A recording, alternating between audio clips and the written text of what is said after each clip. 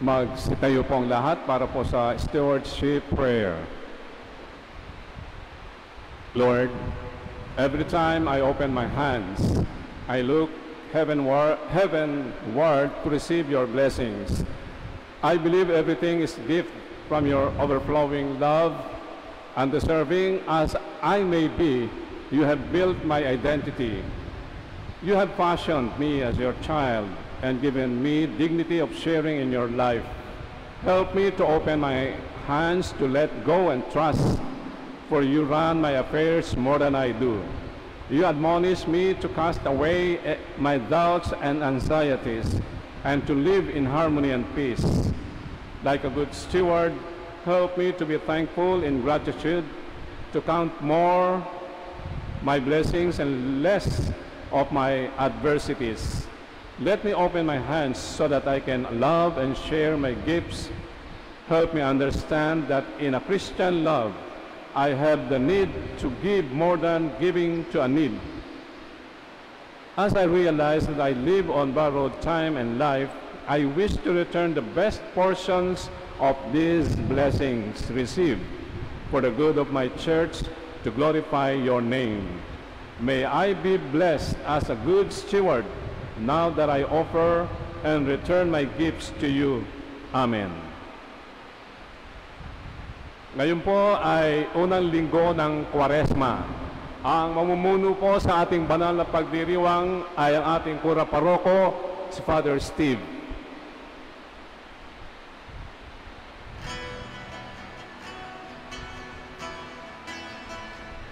Buksan ang aming puso sa luwang mo magalang, sa bawat pagtuturo,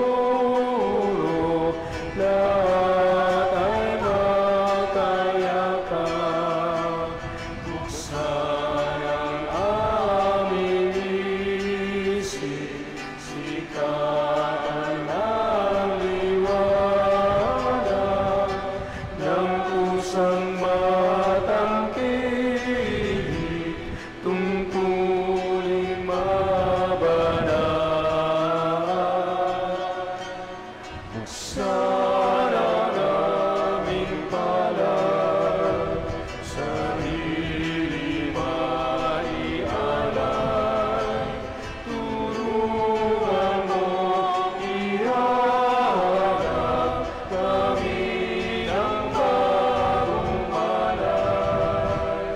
Buksan ang aming puso,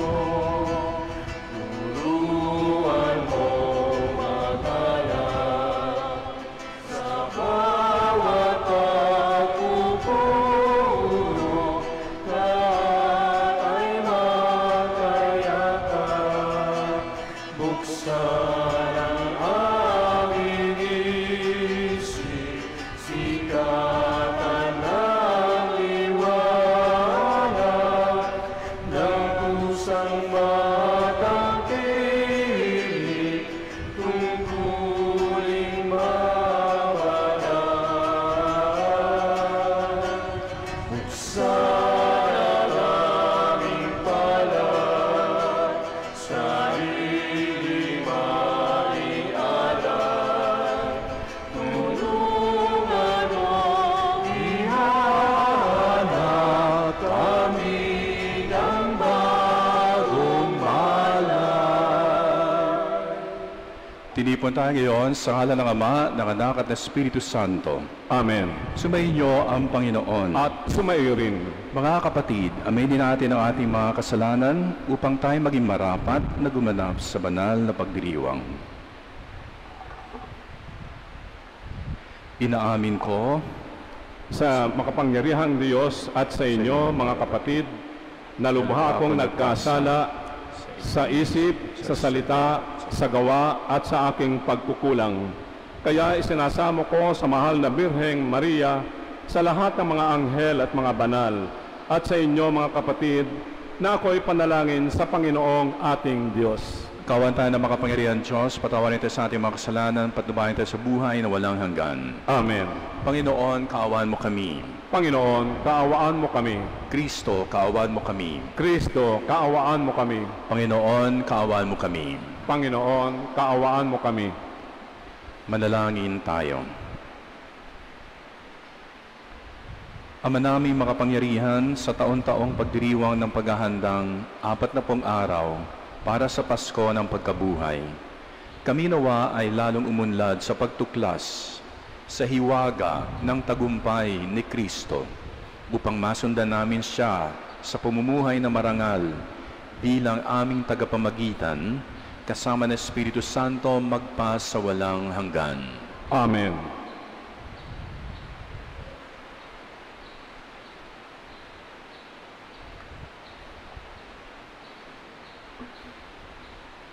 Pagbasa mula sa aklat ng Deuteronomio. Sinabi ni Moises sa bayan, "Ang mga unang bungang inyong iaalay ay kukunin ng saserdote at ilalagay sa harap ng altar. Pagkatapos ay saysayin ninyo ito sa harapan ng Panginoon. Isang pag-alagalang Arameo ang aming ninuno. Maliit ang kanyang sambahayanan nang magpunta sila sa Ehipto upang doon makipamayan. Ngunit dumating ang panahon na ang kanya'y naging malaki at makapangyarihang bansa. Hindi mabuti ang ginawang pakikitungo sa amin ng mga Ehipsyo. Pinahirapan nila kami at inalipin. Kaya dumulog kami sa inyo, Panginoon, Diyos ng aming mga ninuno, at dininig ninyo kami. Nakita ninyo ang aming pagdurusa, ang kahirapan at kaapihang dinaranas. Sa pamamagitan ng inyong kapangyarihan, ng mga kakilakilabot na gawa at mga kababalaghan, inalis ninyo kami sa Ehipto at dinala sa lupaing itong sagana sa lahat ng bagay. Kaya narito ngayon, Panginoon, ang unang bunga ng aming mga pananim sa lupaing ibinigay mo sa amin. Pagkasabi noon, ang dala ninyo'y ilalapag sa harap ng altar. Saka kayo luluhod upang sambahin ang Panginoon." Ang salita ng Diyos. Salamat sa Diyos. Poon ko, ako'y samahan sa dusa at kahirapan. Poon ko, ako'y samahan sa dusa at kahirapan. Siyang naghahangad ng pagkupkop ng kataas-taasan at nananatili sa kalinga niyong makapangyarihan. Makapagsasabi sa kanyang Panginoon, "Muog ka't tahanan, ikaw ang aking Diyos, ang Diyos na tangi kong pinagtitiwalaan." Poon ko, ako'y samahan sa dusa at kahirapan. Di mo aabuting ika'y mapahamak at walang daratal kahit anong uring mga paghihirap sa iyong tahanan. Susuguin niya ang maraming anghel, silang susubaybay. Kahit saang dako ikaw ay maparoon, tiyak iingatan. Poon ko, ako'y samahan sa dusa at kahirapan. Sa kanilang palad ay itatayo ka't silang magtataas nang hindi masaktan ang mga paa mo sa batong matalas. Kahit ang tapakan mo ay mga leon, ahas na mabagsik, di ka maaano sa mga serpiente at leyong mababangis. Poon ko, ako'y samahan sa dusa at kahirapan. Ang sabi ng Diyos, Aking ililigtas ang tapat sa akin at iingatan ko ang sinumang taong ako'y kikilalanin. Pag sila'y tumawag, laging handa ako na sila'y pakinggan. Aking sasamahan at kung may hilahil ay sasaklolohan. Aking ililigtas at ang bawat isa ay pararangalanan. Poon ko, ako'y samahan sa dusa at kahirapan.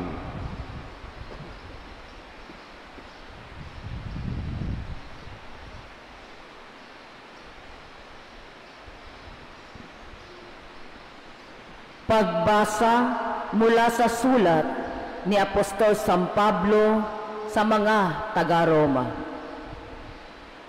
Mga kapatid, ito ang sinasabi ng banal na kasulatan. Malapit sa iyo ang salita na sa iyong mga labi at nasa iyong puso. Ibig sabihin, ang salitang ipinangangaral namin tungkol sa pananampalataya. Kung ipahahayag ng iyong mga labi na si Jesus ay Panginoon at mananalig ka ng buong puso na siya'y muling binuhay ng Diyos, maliligtas ka. Sapagkat nananalig ang tao sa pamamagitan ng kanyang puso at sa gayoy napawawalang sala at nagpapahayag sa pamamagitan ng kanyang labi at sa gayoy naliligtas. Sinasabi ng kasulatan, hindi mabibigo ang sinumang nananalig sa kanya. Walang pagkakaiba ang katayuan ng Hudyo at ng Griego. Iisa ang Panginoon ng lahat at siya ang nagkakaloob ng kanyang kayamanan sa lahat ng tumatawag sa kanya. Sapagkat sinasabi sa kasulatan, maliligtas ang lahat ng tumatawag sa pangalan ng Panginoon. Ang salita ng Diyos. Salamat sa Diyos.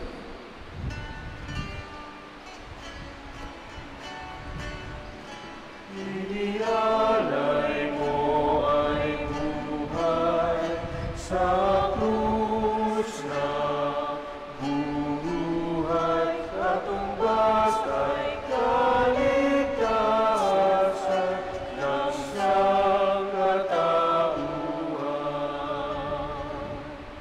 Ang tao ay nabubuhay hindi lamang sa tinapay, kundi sa salitang mahal mula sa bibig na banal ng Ama nating may kapal. Inialay mo ay buhay sa krus na buhay, katumbas ay kaligtasan ng sangkatauhan.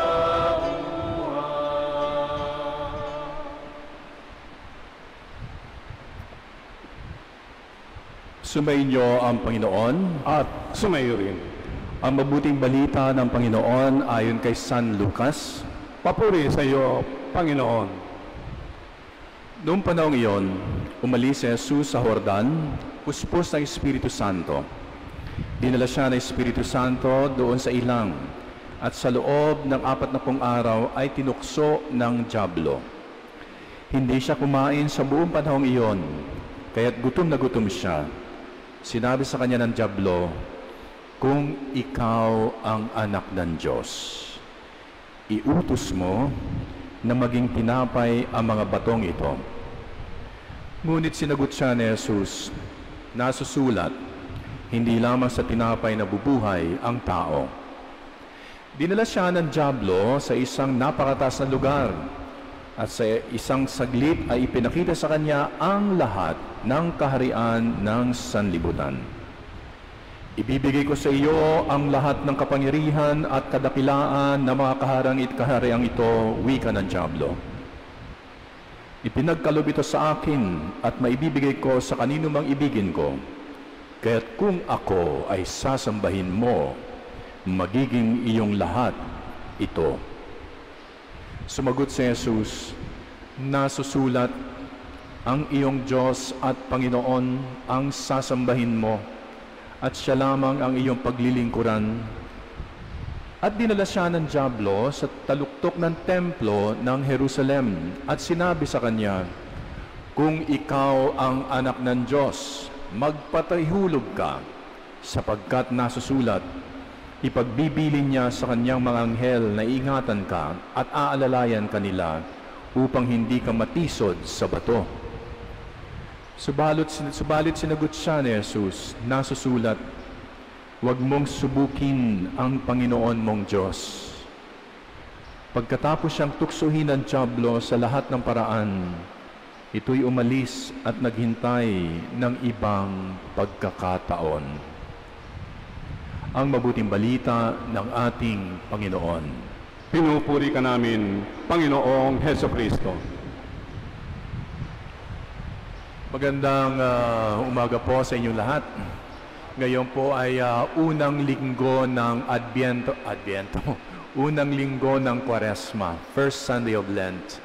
And if you notice, every year, basta first Sunday of Lent, ang ating reading, gospel reading, ay tungkol sa temptation of the Lord Jesus, ang pagtutukso sa ating Panginoong Hesukristo.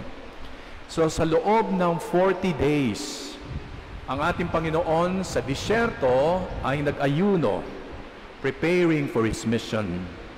At sa kanyang weakest moment, He was hungry, He was tired, and He was alone there in the wilderness. The devil came to tempt Him.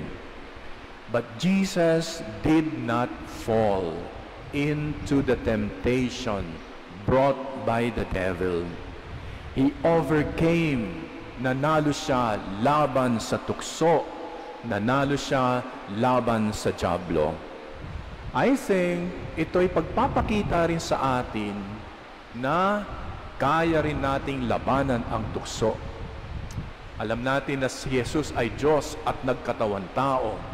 At sino mang tao, they will be subjected to temptation. And Jesus, who was fully human, was subjected to temptation. And by winning over temptation, He is also showing us na tayong mga tao ay kaya rin nating labanan at manalo sa tukso. Kaya sa pagninilay natin ngayon, ay ganito ang ating sasagutin na tanong. How do we resist temptation? How do we resist temptation?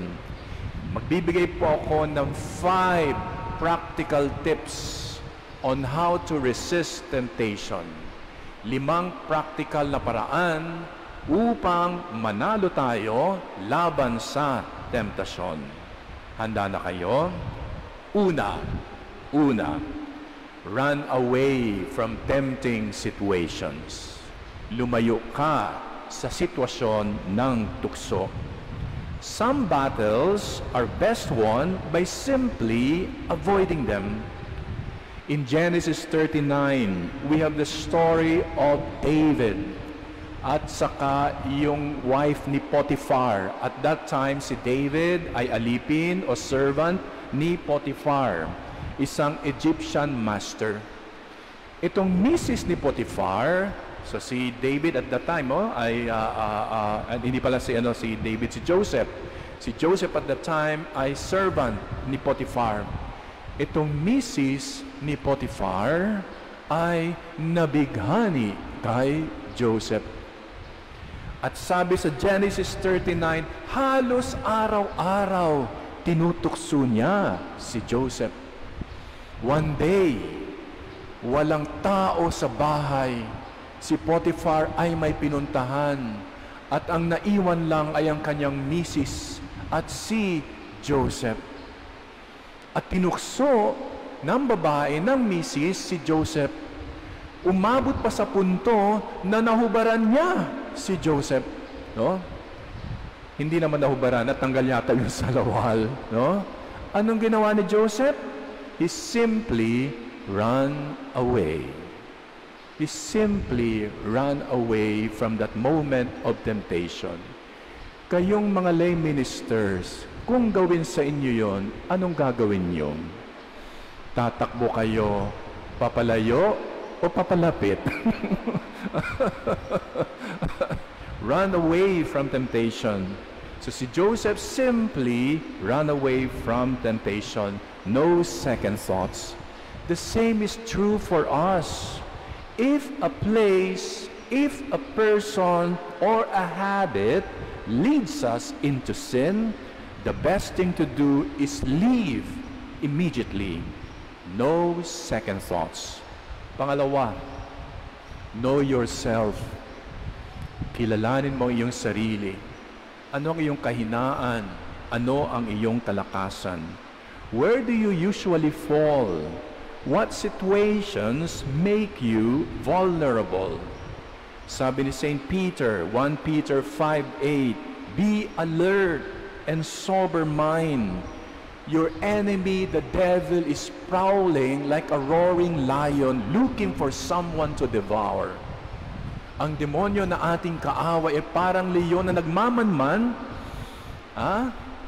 at naghahanap ng perfect timing para ikaw ay lamunin. No? So, kaya magandang tanungin, saan tayo mahina? The devil knows our weaknesses. Alam ba natin kung ano yon? Baka ang demonyo ang alam ating kahinaan, tayo hindi natin alam ang ating kahinaan, delikado yon. Sapagkat gagamitin ng demonyo ang iyong kahinaan para ikaw magkasala. And so you see, Lent is a time of self-reflection. What sins do we struggle with? Where do we often fail? When we know our weaknesses, we can guard ourselves better. Kung alam natin kung saan tayo mahina, mas maayos ang ating pagwagwardya sa ating sarili. Self-awareness helps us avoid the traps of sin. Pangatlo, surround yourself with the right friends. Palibutan mo rin yung sarili ng tamang mga kaibigan. We become like the people we associate with. Bad company produces bad character. Ang nanay ko ho ay teacher. Ang tatay ko ay abogado. At ang nanay ko, very particular, na kaming 12 magkakapatid ay makatapos sa pag-aaral. Sabi niya lagi, ang edukasyon, ang matinding pamanang maibibigay namin sa inyo. And so she was a strict disciplinarian. She was always making sure that we are faithful sa pag-aaral namin. Hindi pwede yung bulakbol. Pero doon sa Bicol, kung saan ako lumaki, sa aming neighborhood, meron kami sa Balas Compound and around the Sabalas Compound, yung kultura doon ay parang hindi masyado nagpapahalaga sa edukasyon. Sapagkat doon sa mga kapitbahay namin, kahit yung mga bata, kahit mga high school pa lang, elementary, okay lang sa mga magulang nila na nagsusugal. One time, yung aking younger brother, sumama sa paglalaro ng baraha. So yung mga laro doon, baraha, karakrus, tong-its, etc. Kung ano-ano pang laro. Naglaro ng baraha. Naku, nabalitaan ito ng mami ko. Pinuntahan ng aking kapatid at pagkatapos pinauwi. Pero yung mga neighbors namin na nagsusugal, sinermo na niya ng pagkabahaba. No? Kung magsusugal kayo at okay sa inyo magsugal, hindi okay sa aking mga anak. Huwag niyong isasama ang aking mga anak sa pagsusugal. Pag uwi niya, kasama yung aking brother, kami na hindi namin alam nangyari, bigla kami pinapila lahat, kami magkakapatid.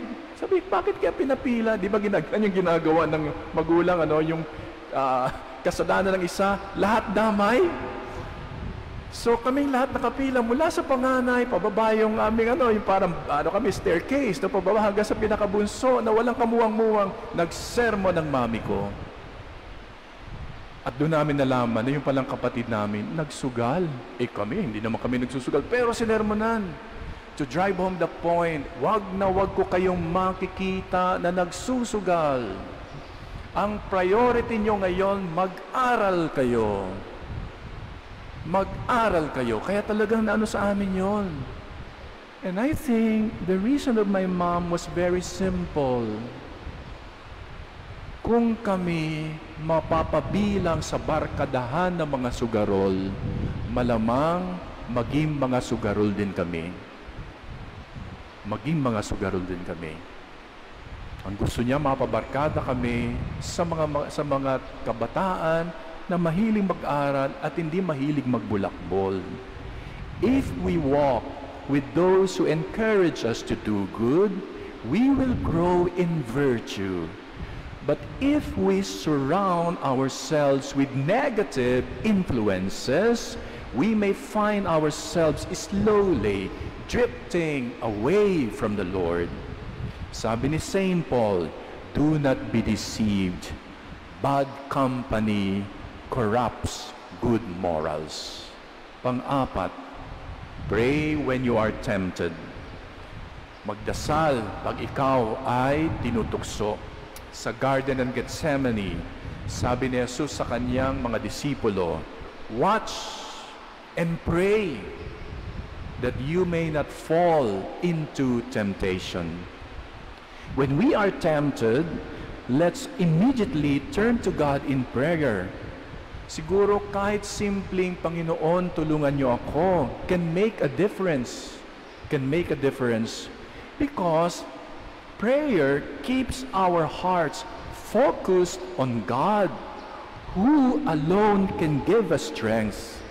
Without Him, we cannot win against sin, but with Him, we will be victorious.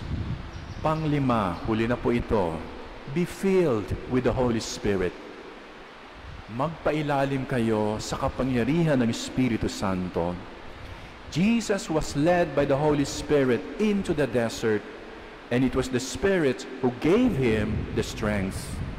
When we allow the Holy Spirit to fill our hearts, we receive wisdom, we receive courage and endurance, especially in moments of difficulties and temptations. Si Maria was filled with the Holy Spirit. Kaya nasabi niya, be it done to me according to your word. She was able to say yes to the proposal of God. The disciples na dating mga duwag, na dating mga natatakot, became bold preachers after Pentecost, nung bumaba ang Espiritu Santo sa kanila. Sabi nga ng panalangin ni St. Paul para sa atin, I pray that out of His glorious riches, He may strengthen you with power through His Spirit in your inner being. Ephesians 3:16. So ano yung 5 paraan, practical tips para malabanan ng tukso? Una, lumayo ka sa tukso. Run away from tempting situations. Pangalawa, kilalanin mo yung sarili. Ano yung lakas? Ano yung kahinaan? Pag alam mo kung saan ka mahina, mas lalo mong dedepensahan ang sarili mo. Alam ng demonyo kung saan ka mahina at lagi niyang gagamitin yon para ka magkasala. Pangatlo, palibutan mo yung sarili ng tamang mga tao. Pag ika'y napasama sa mga masamang tao, malamang na maging masama rin ang iyong kahinatnan. Pang-apat, magdasal pag ikaw ay tinutukso. Pang-5, be filled with the Holy Spirit. As we enter this season of Lent, let us be vigilant. Temptation will come into our lives as Jesus was subjected to temptation. But Jesus has shown us, as human beings, we can triumph over sin. At paano tayo magwawagi laban sa temptasyon? Yun yung 5 practical steps para manalo sa temptasyon. Amen. Ngayon tayo tumayo para ipahayag ang ating pananampalataya. Sumasampalataya ako sa Diyos amang makapangyarihan sa lahat na may gawa ng langit at lupa. Sumasampalataya ako kay Hesukristo, iisang anak ng Diyos, Panginoon nating lahat. Nagkatawang tao siya, lalang ng Espiritu Santo, ipinanganak ni Santa Mariang Birhen. Pinagpakasakit ni Poncio Pilato, ipinako sa krus, namatay, inilibing. Nanaog sa kinaroroonan ng mga yumao, nang may 3 araw, nabuhay na mag-uli, umakyat sa langit, naluklok sa kanan ng Diyos amang makapangyarihan sa lahat. Doon magmumulang paririto at huhukom sa nangabubuhay at nangamatay na tao. Sumasampalataya naman ako sa Diyos Espiritu Santo, sa banal na simbahang katolika, sa kasamahan ng mga banal, sa kapatawaran ng mga kasalanan, sa pagkabuhay na muli ng nangamatay na tao, at sa buhay na walang hanggan. Amen. Hinihiling namin sa iyo ngayon, Ama, na patuloy mo kaming gabayan upang mapaglabanan namin ang mga tukso sa aming buhay. Buong tiwala kami dumadalangin, Panginoon, patatagin mo kami sa iyong pag-ibig. Panginoon, patatagin mo kami sa iyong pag-ibig.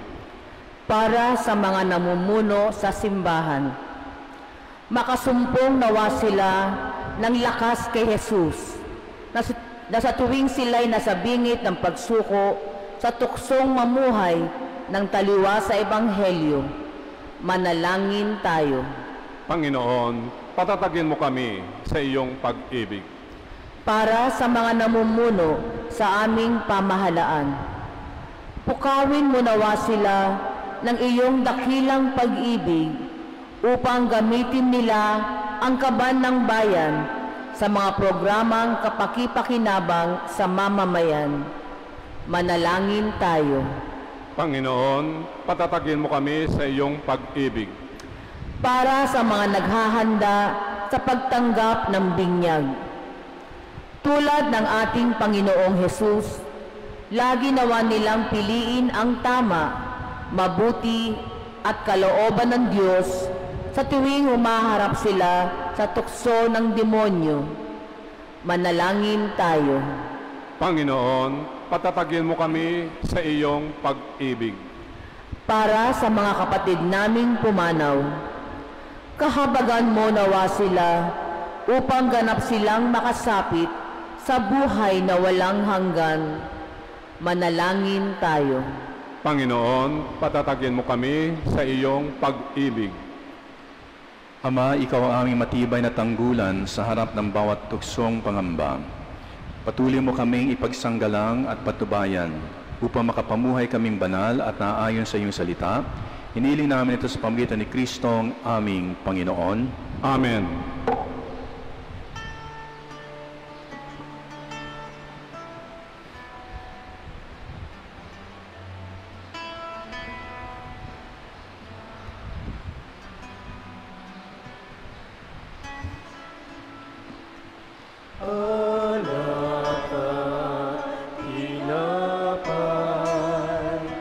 Ito po ang aming alay sa Diyos na nagbibigay buhay, pag-ibig siyang tunay, pati na rin aming buhay, hatid sa'yo bilang alay, upang di mawala sa Diyos na kagapay.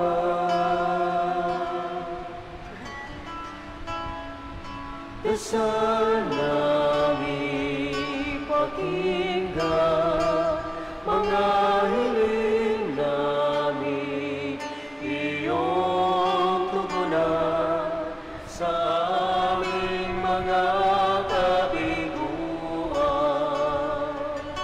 Kami iyong tulungan, O Diyos.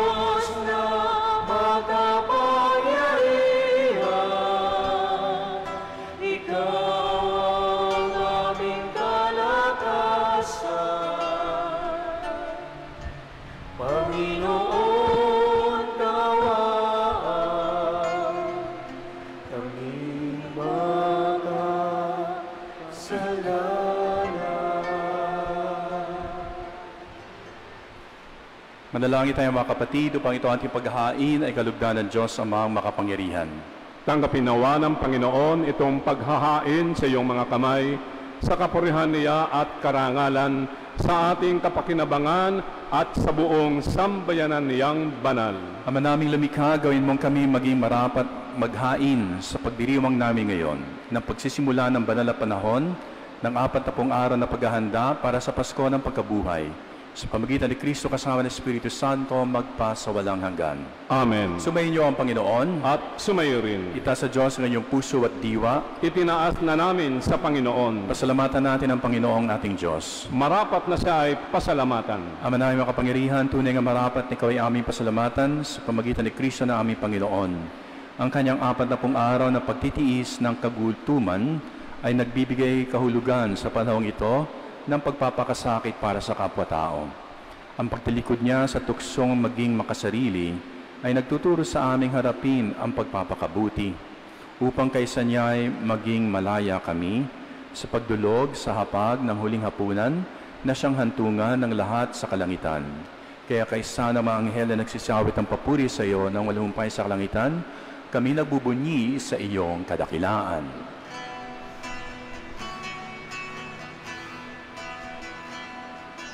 Santo, Santo, Santo, Panginoong Diyos ng mga hukbo. Napupuno ang langit at lupa na kadakilaan mo. Hosana sa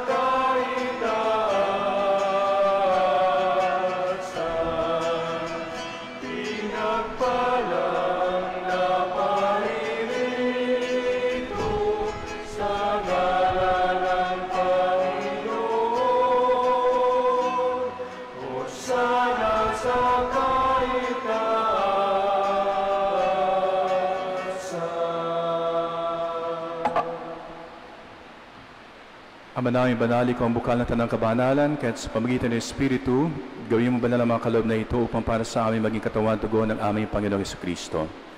Bago niya pinagtiisang kusang loob na maging handog, hinawakan niya ang tinapay, pinasalamatan kanya, pinaghati-hati niya iyon, iabot sa kanya mga alagad at sinabi, tanggapin niyong lahat ito at kanin, itong aking katawan na ihahandog para sa inyo.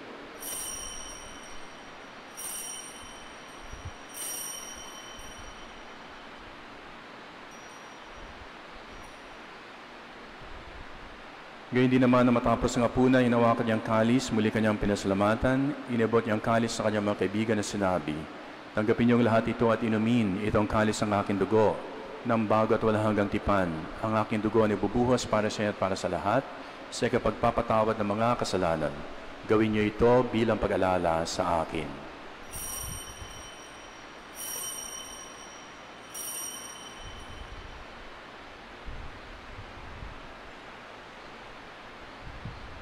Ang misteryo ng ating pananampalataya.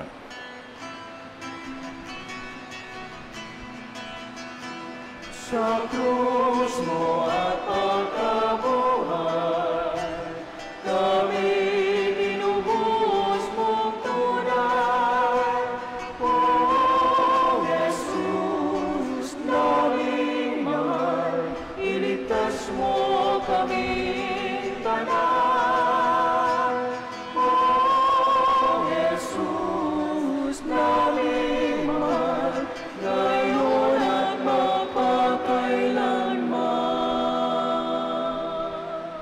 Ama, ginagawa namin ngayon ang pag-alala sa pagkamatay at muling pagkabuhay ng iyong anak, kaya't inialay namin sa iyong tinapay na nagbibigay buhay at ang kalis na nagkakalob ng kaligtasan. Kami po ay nagpapasalamat sapagkat kami yung minarapat na tumayo sa harap mo para makapaglingkod sa iyo. Sinasama namin kayo magsasalo-salo sa katawan dugo ni Kristo ay mabuklod sa pagkakaisa sa pamagitan ng Espiritu Santo. Ama, lingapin may simbahang lagana sa buong daigdig. Puspusin mo po kami sa pag-ibig, kaysa ni Francisco na aming Papa, Elias, aming obispo at lahat ng kaparian. Alalahanin mo rin ang mga kapatid namin na himla na may pag-asa sila muling mabubuhay, gayon din ang lahat ng mga pumanaw. Kaawan mo sila at patuloyin sa iyong kaluwanagan. Kaawan mo at pagidapante kami lahat, na makasalo sa iyong buhay ng walang wakas. Kaysa ng Mahal na Birheng Maria na Ina ng Diyos, kaysa ng mga apostol at ng lahat ng mga banal na namuhay dito sa digdig ng kalugod-lugod sa iyo, may pagdiwa nawa namin ang pagpupuri sa karangal mo sa pamagitan ng iyong anak, sa pamagitan ng iyong anak na aming Panginoong Hesu Kristo. Sa pamagitan ni Kristo kasama niya at sa Kanya, ang lahat ng parangal at papuri sa iyo, Diyos ang mga kapangyarihan, kasama ng Espiritu Santo, magpa sa walang hanggan.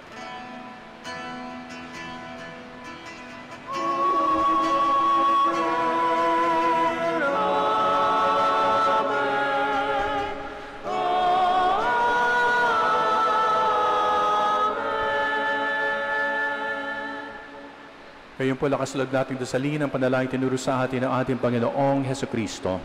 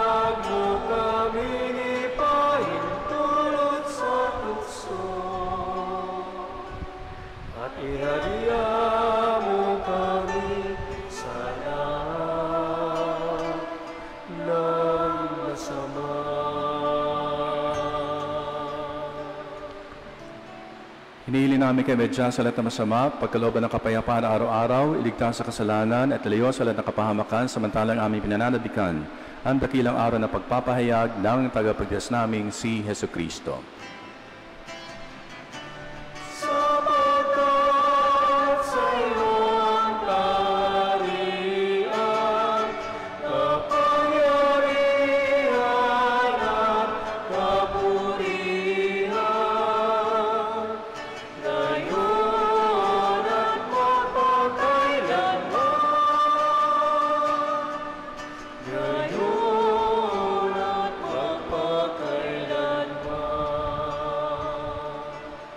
Panginoong Jesucristo, sinabi mo sa mga apostol, kapayapaan ang iniwan ko sa inyo. Ang aking kapayapaan ang binibigay ko sa inyo. Tunghayan mo ang aming pananampalataya at huwag ang aming mga pagkakasala. Pagkalooban mo kami ng kapayapaan, pagkakaisaayos sa kalooban, kasama ng Espiritu Santo, magpas sa walang hanggan. Amen. Ang kapayapaan ng Panginoon ay laging sumainyo. At sumaiyo rin. Ngayon po magbigayan tayo ng kapayapaan sa isa't isa.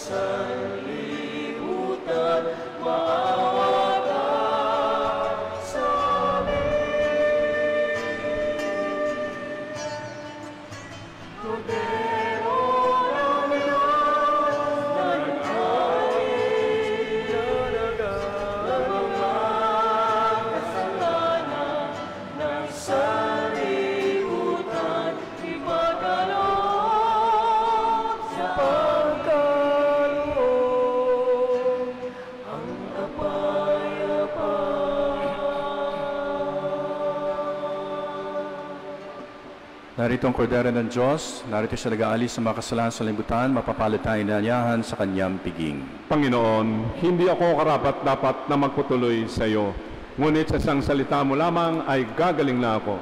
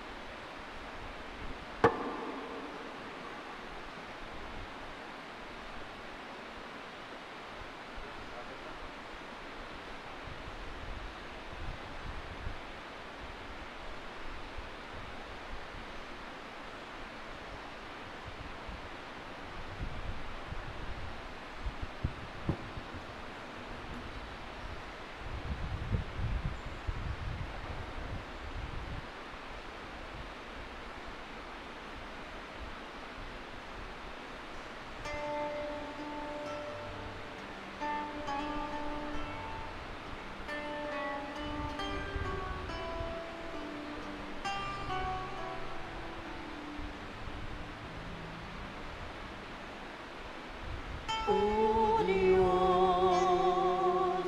Ikaw ang laging hanap. Loob ko'y Ikaw ang tanging hanap. Nauuhaw ako parang bigat na lupa sa tubig ng iyong pag-aanggan.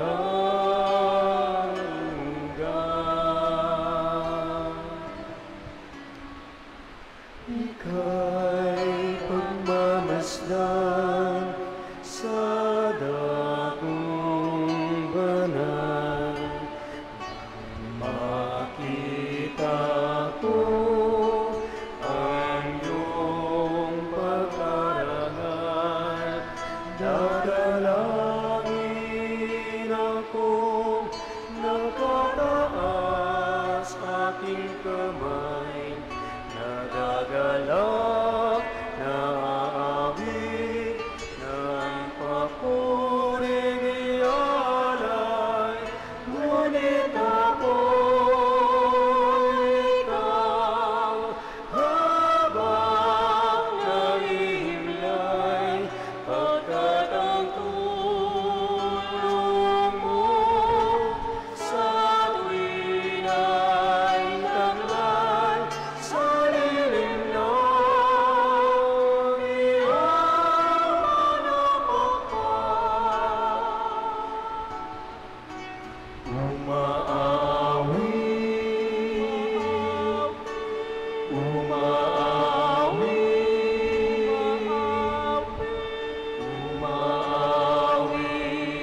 ako.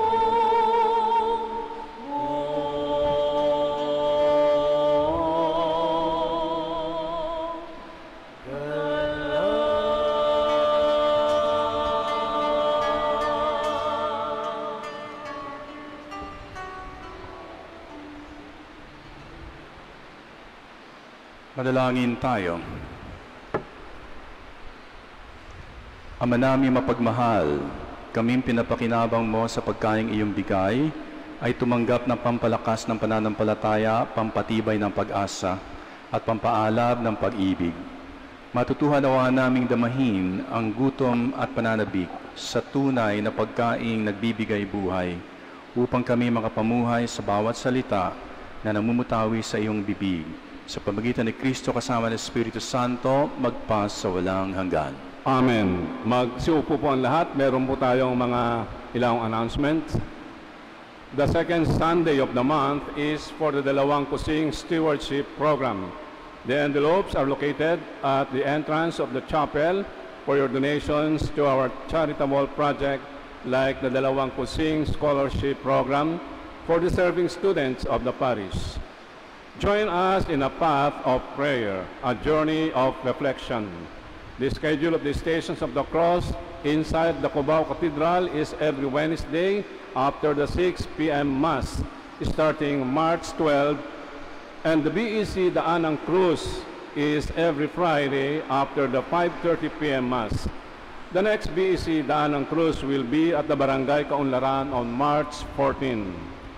The Social Services Development Ministry, SSDM, and Knights of Columbus, in partnership with the National Children's Hospital, will have a blood donation drive on March 16, Sunday, from 7 a.m. to 12 noon at the Parish Center. The Voice of God Catholic Charismatic Community is inviting all who are 18 years old and above to a Catholic Life in the Spirit Seminar on April 5 and 6 from 8 a.m. to 6 p.m. at the Parish Center. No registration fee, and meals during the seminar are free of charge. The Extraordinary Ministers of the Holy Communion, EMHC, is now accepting new applicants. Application forms are available at the parish office, or you may approach any Eucharistic ministers before or after the Mass.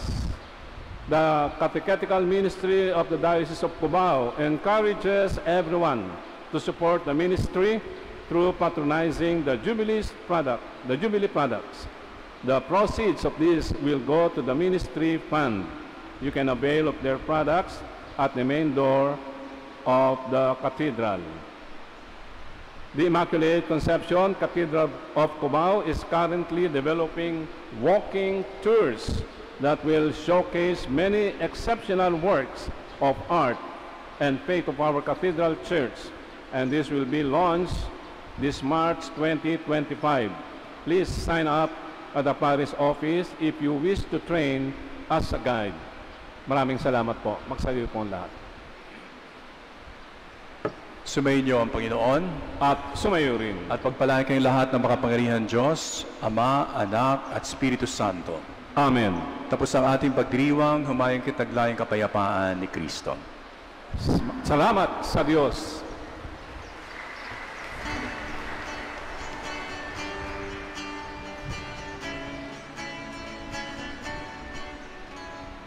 Walang sino man ang nabubuhay para sa sarili lamang. Walang sino man ang namamatay para sa sarili lamang. Tayo lahat ay may pananagutan sa isa't isa. Tayo lahat ay tinipon ng Diyos na kapiling niya. Sa ating pagmamahalan at paglilingkod sa kaninuman, tayo ay nagdalaga ng balikan ng kaligtasan. Tayong lahat ay may pananagutan sa isa't isa.